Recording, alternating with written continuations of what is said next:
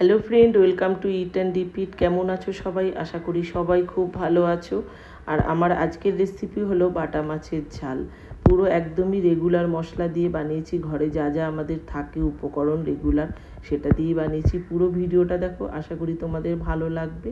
তাই এদিকে দেখো, মাছটাকে আমি ধুয়ে নুন হলুদ মেখে মিনিমাম আধ ঘন্টা আগে রেখেছি। এইভাবে মাছটা যদি আধ ঘন্টা আগে নুন মাখিয়ে রাখো না, তাহলে মাছের স্বাদ খুব সুন্দর হয়। মাছটাকে ভাজা বসিয়ে দিয়েছি।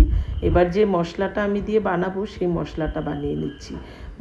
দেখো, আমি হাফ ইঞ্চি মতন আদা দিয়েছি, আর দিলাম একটা টমেটো, 1 চামচি মতন পোস্ত, আর হাফ চামচি দিয়েছি জিরে গুঁড়ো আর লঙ্কার গুঁড়ো, আর একটা তেজপাতা দিয়েছি। কিন্তু এই মশলা বাটার মধ্যে তেজপাতা দিলেও খুব ভালো হয়, একবার বানিয়ে দেখো।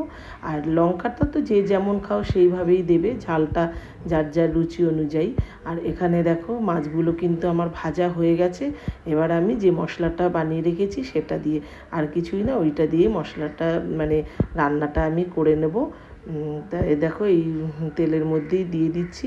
যদি মনে করো তোমরা তেল কমিয়ে নেবে, কমিয়েও নিতে পারো, তবে আমি এত তেলেও করি না, আজকে একটু আমার বেশি হয়ে গেছে তেলটা। তা চলো, একটু ঝাল বানাবো বলে একটু স্পাইসি করেছি। তা তোমরা যদি মনে করো তেলটা কমিয়ে নেবে, কমিয়েও করতে পারো।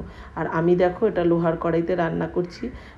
কড়াইটা খুব গরম হয়ে যেত, লোহার কড়াই, তার জন্য একটু গ্যাসটা কিন্তু মিডিয়ামে রেখেছি। তাতে কি হবে, মশলাটা ভালো কষবে। আর মশলা কষানোর সময় কিন্তু আমি দেখবে দু থেকে তিনবার একটু একটু করে জল দিয়ে দিয়ে বারবার আমি মশলাটা কষাই, তাহলে কিন্তু সেই রান্নাটা খেতে খুব ভালো হয়। দিয়ে দিলাম কাশ্মীরি রেড চিলি পাউডার, আর নুন, স্বাদ মতো নুন আর হলুদ। আর এবার আবারও দেখতে পেলে আরও একটু জল দিয়ে এই যে কষিয়ে নিচ্ছি। এবার কিন্তু আমার দেখো মশলাটা কষানো পুরো হয়ে গেছে, তেলটাও ছেড়ে এসছে।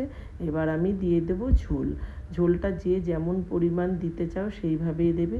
তবে আমি একটু মাখা মাখা করেই করছি, যেহেতু ঝাল বানিয়েছি তো তার জন্য। তবে এই মশলা দিয়ে তুমি পাতলা ঝোলও করতে পারো, কোনো অসুবিধা নেই, যে যেমনভাবে খেতে ভালোবাসো আর কি। তা আমি একটু ঝাল বানাচ্ছি বলে কম করেই ঝোলটা দিলাম। তা মাছগুলো এর মধ্যে দিয়ে দিলাম। এবার দেখো, মাছটা ফুটছে, একটু ভিডিওটাকে স্লো করে দিয়েছি, কি ভালো লাগছে না, তার জন্য দেখতে দেখো। তা চলো, রান্নাটা খুব বেশি টাইম লাগে না। আর বন্ধুরা, আমার রান্নাগুলো তোমাদের কেমন লাগে অবশ্যই একবার কমেন্টে জানিও। আর যদি তোমরা অন্য কিছু রান্না দেখতে চাও, আমাকে কমেন্টে জানিও, অবশ্যই চেষ্টা করব তোমাদের সেটা দেখানোর জন্য। দেখো, রান্নাটা আমার কমপ্লিট হয়ে গেছে। এবার দিয়ে দিলাম একটু গরম মশলা গুঁড়ো, আর দিয়ে দেবো একটু ধনেপাতা কুচি। তারপরেই চলো প্লেটিং করে নিই। তা নিয়ে নিয়েছি একটা সুন্দর প্লেট। যাই হোক, একটু ছড়ানো জায়গায় করলে বেশি সুন্দর লাগতো, তবে এটাও খারাপ লাগছে না। তা চলো এবার পরিবেশনটা করে নিই। তা সার্ভ করে গরম গরম খেলে খুব ভালো লাগবে। তবে দেখতেই পেলে একদমই রেগুলার মশলা দিয়ে আমি এটা বানালাম। তবে হ্যাঁ, এটা নতুন কিছুই না, বাটা মাছের ঝাল বা ঝোল সবাই জানো বানাতে। তবে যারা নতুন কুক, মানে নতুন রান্না শিখছো, তাদের জন্য কিন্তু ভীষণ কার্যকরী এগুলো। তা চলো, এবার আমার তো হয়ে গেল রান্নাটা। কেমন লাগলো তোমাদের অবশ্যই কমেন্টে জানিও। যদি ভালো লাগে প্লিজ লাইক শেয়ার করে দিও, চ্যানেলটাকে অবশ্যই সাবস্ক্রাইব করে দিও। তা দেখো, নামিয়ে নিলাম। এরকমভাবেই ঝোলটা রেখেছি, আর খেতে কিন্তু দারুণ হয়েছিল। এইভাবে তোমরাও বানিয়ে নিও।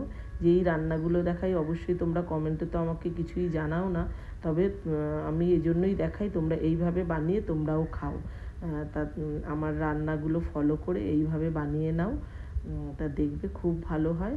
কেমন লাগে আবারও বলছি, প্লিজ একবার কমেন্টে আমাকে জানিও। তাহলে চলো, আজ আসি। সবাই ভালো থেকো, সুস্থ থেকো, সাবধানে থেকো। আবার আসবো এরকম নতুন নতুন বা অন্য অনেক অনেক রেসিপি নিয়ে। এটা যদিও নতুন কিছুই রান্না না, আবারও বললাম, একটু ধনেপাতা দিয়ে গার্নিশ করে দিলাম।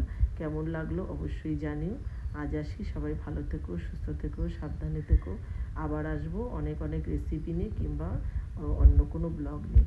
আজ আসি, টাটা।